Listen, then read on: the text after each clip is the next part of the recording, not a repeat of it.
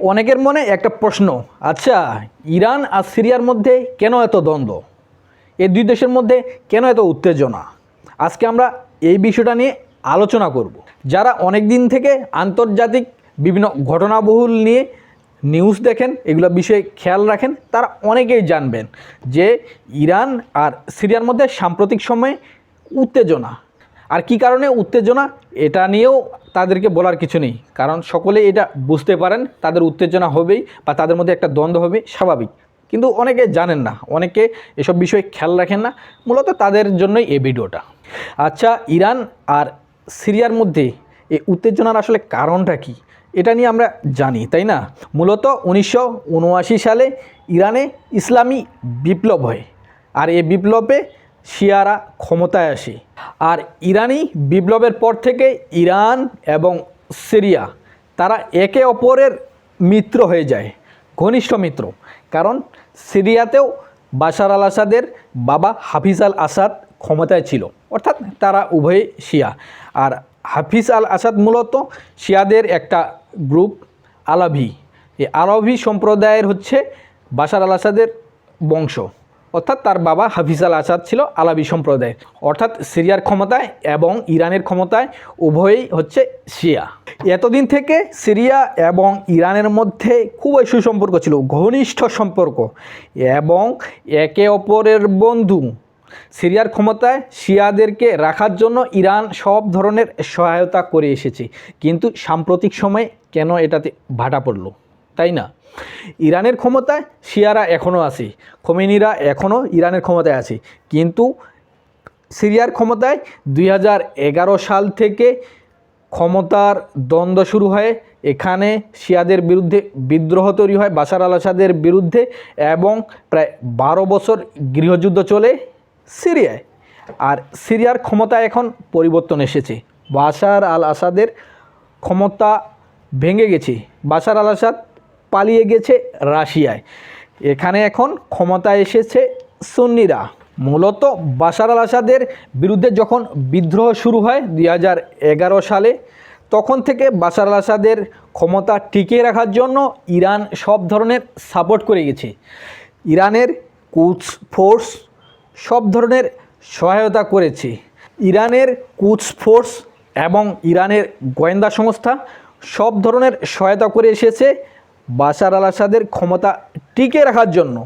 এজন্য সুন্নিদের উপর গণহত্যা চালানো হয়েছে, লক্ষ লক্ষ সুন্নিকে হত্যা করা হয়েছে, লক্ষ লক্ষ সুন্নি মুসলমানকে জেলখানায় আবদ্ধ রাখা হয়েছে।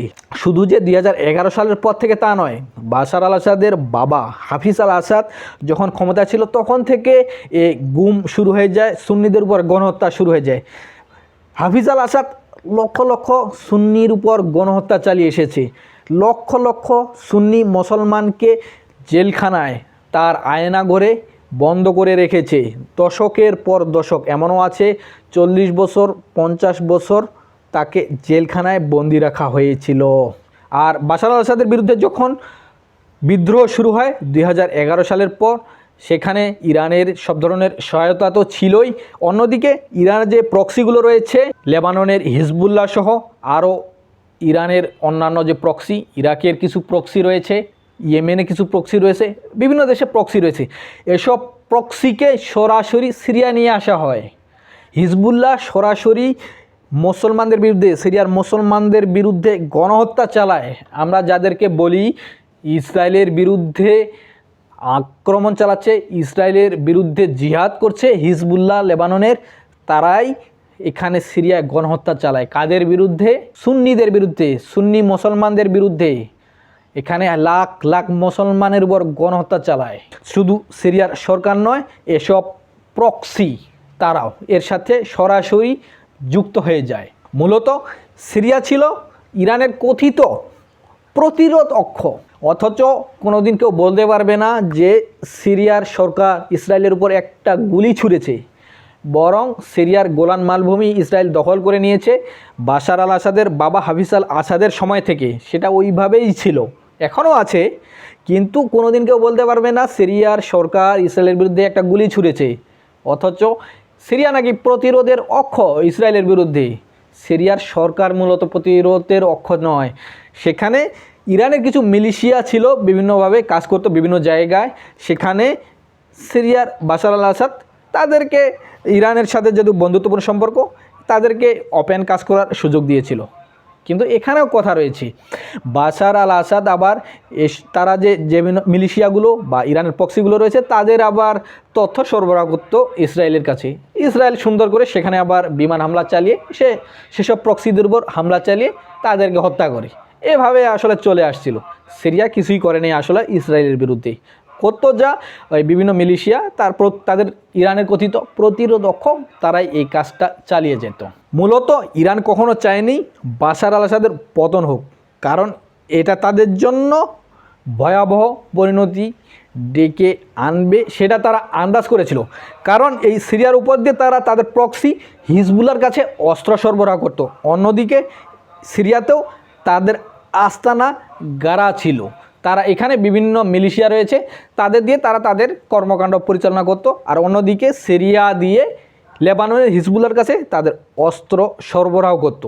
সিরিয়ার সরকারের যদি পতন হয় তাহলে তাদের প্রক্সিগুলো, তাদের নেটওয়ার্ক পুরোপুরি ভেঙে যাবে, এটা ইরান আগে থেকে জানতো। তাই এখানে তারা চেয়েছিল বাশার আল আসাদকে তার ক্ষমতায় টিকিয়ে রাখবে। আর এর জন্য বাশার আল আসাদের ক্ষমতা টিকিয়ে রাখার জন্য সিরিয়ার বাশার আল আসাদ ইরানের এসব কথিত প্রক্সি বা প্রতিরোধক তার একযোগে সিরিয়ার সুন্নিদের উপর গণহত্যা চালায়, লক্ষ লক্ষ মানুষের উপর গণহত্যা চালায়। প্রায় 50 লক্ষ মানুষ তুরস্কে আশ্রয় নেয়। অর্থাৎ সিরিয়ার জনসংখ্যা প্রায় 3 কোটি, কিন্তু 1.5 কোটি মানুষ সিরিয়া ছাড়তে বাধ্য হয়। আর এর অধিকাংশই বা প্রায় সবাই হচ্ছে সুন্নি। সিরিয়া কিন্তু সুন্নি সংখ্যাগরিষ্ঠ, আর ক্ষমতায় ছিল বাশার আল আসাদের সংখ্যালঘু গোষ্ঠী। অথচ এই সংখ্যালঘু কর্তৃক সংখ্যাগুরুদের উপর গণহত্যা চালানো হয়েছিল।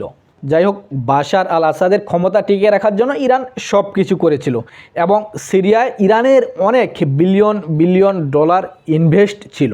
সিরিয়ার বিভিন্ন খাতে ইরান ইনভেস্ট করেছিল, বিভিন্ন অবকাঠামোগত উন্নয়ন এবং অর্থনৈতিক বিভিন্ন সেক্টরে ইরানের ইনভেস্ট ছিল।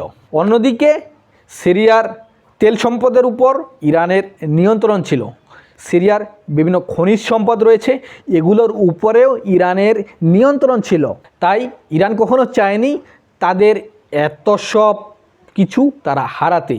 তারা চায়নি যে সিরিয়ার উপর তাদের কর্তৃত্ব তারা হারাক, লেবাননের উপর তাদের প্রভাব হারিয়ে যাক, বা লেবাননের যে সিরিয়ার উপর দিয়ে লেবাননের প্রক্সি হিজবুল্লার উপর যে তাদের সরবরাহ রুট, এতে বিঘ্ন ঘটাক, এটাও ইরান কখনো চায়নি।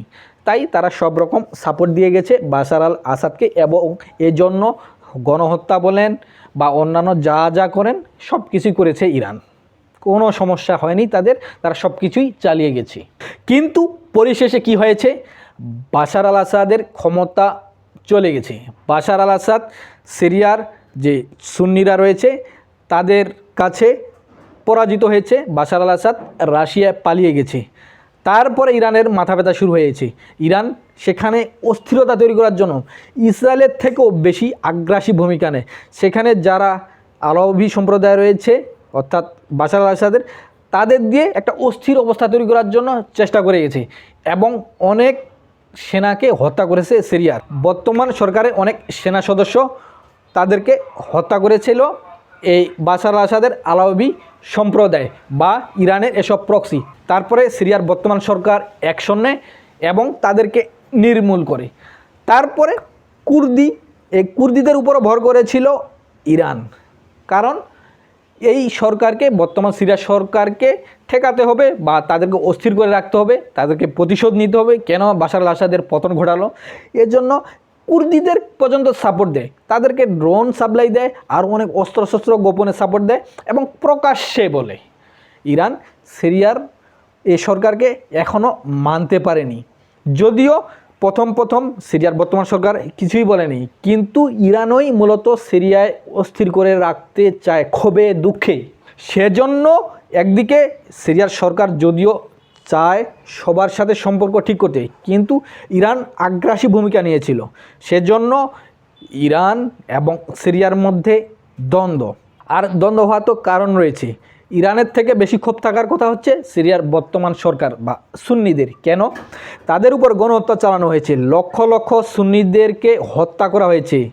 এক একটা গণকবরে প্রায় হাজার হাজার মানুষের কঙ্কাল উদ্ধার করা হয়েছে। আর বাশার আল আসাদের পতনের পর তো এই আয়নাঘরগুলোতে লক্ষ লক্ষ মানুষকে উদ্ধার করা হয়েছে। কেউ কেউ 30 বছর, 40 বছর, 50 বছর পর্যন্ত সেখানে আটক ছিল। আর এই যে কথিত প্রতিরোধ অক্ষের বাশার আল আসাদ, সে হাজার হাজার হামাস যোদ্ধা বা হামাসের সদস্যকে আটক রেখেছে। সে নাকি ফিলিস্তিনের জন্য জিহাদ করছে বা প্রতিরোধক্ষ, ইরানের প্রতিরোধক্ষ, অথচ হামাসের সদস্য বা যারা ফিলিস্তিনের যোদ্ধা, ফিলিস্তিনপন্থী, তাদেরকে দশকের পর দশক, এমনও দেখা গেছে সেখানে 40 বছর ধরে এক হামাসের সদস্য আটক ছিল। হামাসের কমান্ডার, অনেকে জানতো সে মারা গেছে, তাকে পর্যন্ত উদ্ধার করা হয়েছে এই বাশার আল আসাদের কথিত আয়নাঘর থেকে।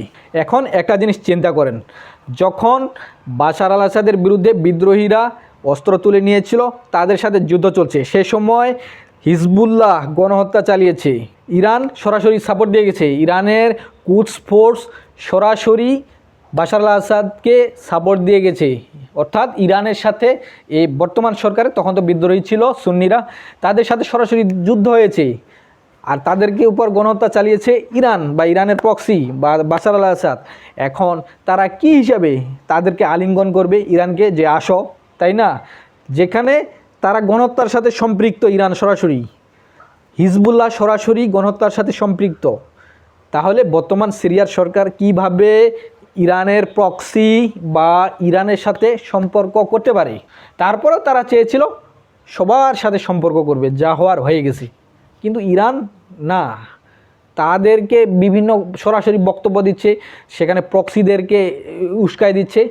এভাবেই সিরিয়ায় উত্তেজনা তৈরি করে রাখছে ইরান। অর্থাৎ সব কিছুর পেছনে দায়ী হচ্ছে ইরান। অনেকে একটা অভিযোগ করে যে হিজবুল্লাহর সরবরাহ রুট তো ভেঙে দিয়েছে ইরানের বর্তমান সরকার। আরে ভাই, সরবরাহ রুট ভেঙে দিবে না কেন? এই হিজবুল্লাহ তো তাদের উপর হামলা চালিয়েছে, বর্তমান যারা ক্ষমতায় আছে। হিজবুল্লাহ কি ইসরায়েলের বিরুদ্ধে যুদ্ধ জিহাদ করছে? ওটা নামে মাত্র। এই যুদ্ধ জিহাদের কথা বলে বলে তারা দেশগুলোকে ধ্বংসস্তূপে পরিণত করছে। এই 2-1টা মিসাইল হামলা চালায়, আর এই অজুহাতে ইসরায়েল সে দেশটার উপর ধ্বংসস্তূপে পরিণত করে দেয়। হিজবুল্লাহ তো ইচ্ছা করলে ইসরায়েলের সাথে যুদ্ধ করতে পারত। এই যে গাজায় এই অবস্থাগুলো করেছে, করেনি। তারা ইরানের কথা ছাড়া এক চুল পরিমাণ আগাবে না। ইরান যে নির্দেশনা দিবে সেই হিসাবে তারা আগাবে। আচ্ছা, ইরানের সাথে যে ইসরায়েলের যুদ্ধ চলল, তখনও হিজবুল্লাহ ইসরায়েলের সাথে যুদ্ধ করেছে, আক্রমণ চালিয়েছে? করেনি, নীরব। কিসের তারা প্রতিরোধক্ষ? আচ্ছা ঠিক আছে, তারা যুদ্ধ করতো, সবই ঠিক আছে। হ্যাঁ, ফিলিস্তিনিদের জন্য তারা যুদ্ধ করছে বা গাজার মুসলমানদের জন্য কাজ করছে, তাহলে ঠিক আছে, তোমরা ঠিক আছে, ইরান হয়ে সিরিয়া দিয়ে তোমাদের কাছে অস্ত্র যাবে বা তোমরা ইসরায়েলের সাথে যুদ্ধ জিহাদ করবা। সেটাও তো হচ্ছে না।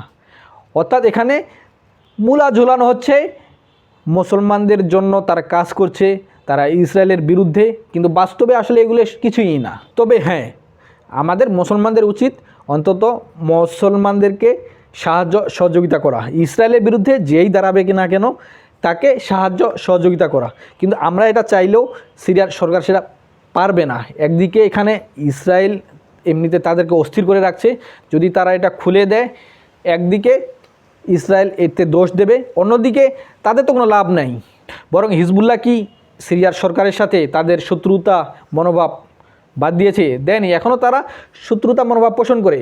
এবং সিরিয়ার কিছু গ্রাম কিন্তু হিজবুল্লাহ এসে দখল করে নিয়েছিল, হামলা চালিয়েছে, অনেককে হত্যা করেছে এ সিরিয়ার বর্তমান সরকার আসার পরেও। অর্থাৎ ইরানের প্রক্সি, ইরান এবং ইরানের প্রক্সিরা এখনও সিরিয়াকে শত্রু হিসেবে দেখে। উত্তেজনা তারাই তৈরি করে রেখেছে। বর্তমান সরকার যদি উত্তেজনা কমাতে চায়, কিন্তু এটা হচ্ছে না ইরানের কারণেই। এটা বুঝতে হবে। অনেকে ভুল বুঝে বিভিন্ন কারণে, কিন্তু না, বিষয়টা আসলে সেটা নয়। ইরানের প্রক্সিরা যদি সিরিয়ার প্রতি শত্রু মনোভাবাপন্ন বন্ধ করে দেয়, তাহলে সবার সাথে সুসম্পর্ক তৈরি হয়ে যাবে। ইতিমধ্যে এ বিষয়ে কথা বলেছে ইরান চাচ্ছে সিরিয়ার সাথে সম্পর্ক স্বাভাবিক করতে। হ্যাঁ, কিছুদিনের মধ্যে আশা করা যায় ইরান তাদের সাথে সম্পর্ক স্বাভাবিক করবে ইতিমধ্যে, কারণ ইরানের আর কোনো লাভ নেই। বরং বর্তমান সিরিয়া সরকারের সাথে যদি সম্পর্ক স্বাভাবিক করে, তাতেই সবার জন্য মঙ্গল।